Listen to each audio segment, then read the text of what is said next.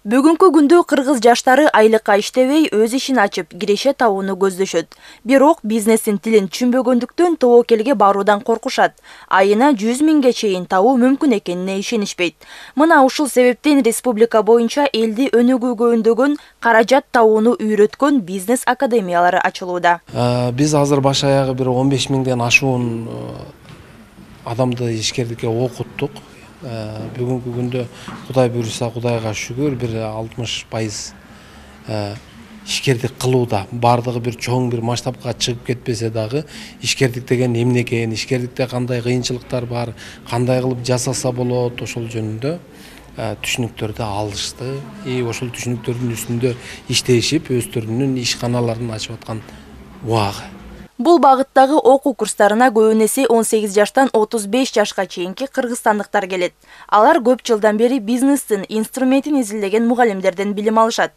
Өнүгүү борборлорунда маркетингте, команда түзүүнү, чет жактан товар буйрутма берүүнү, декреттеги айымдарга үйдө туруп акча табуунун жолдорун көрсөтүшөт. Мыкты өздөштүргөндөр жумасына 15 миңден жогору табышат. Тренерлер кантип тандалат? Бирөөсүнүн 5-6 бизнеси бар, бирөөсүнүн 16 бизнеси бар. Мисалы мен тренер катары 6 китептин автору, белгилүү журналист катары мен текст жазуудан сабак берем. Продающий текст, сатуучу тексттерди кантип жазыш керек, кеп маданияты деген эмне, ушул жактан пост чыгарууда сөз текст керек. Эртеңки күнү өзүн ийгиликтүү адамдардын катарында көргүсү келгендер үчүн жыл сайын бизнес форуму уюштурулуп келет. Ага 7 дубандын тургундары катышат.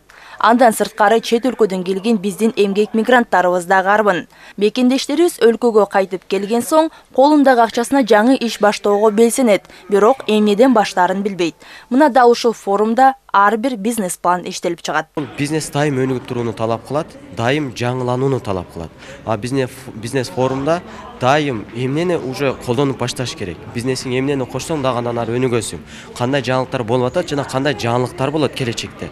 Ошонун бардыгын айтып берет, алдын ала общий образын. Аны ошого карап туруп, кораблиңди мындай багыттап аласың деген сөз да. Ошон үчүн биз ушул жака дагы мындай парусту кайка буруш керек, бизнес парусту. Ошого маалымат алыш үчүн келдик. Белгилей кетсек, бизнесиңди тынымсыз өнүктүрүү, жаңы бизнес чокуларын багынтуу жана жаңы максаттарга жетүү каалоосу болбосо, ишкер ийгиликтүү боло албайт. Санариптештирүү доорунда технологиялар тездик менен өзгөрүүдө. Ошондуктан бизнести жаңылап туруу зарыл. Альбина Айбекова, Илдар Анарбеков, ЛТР, Бишкек.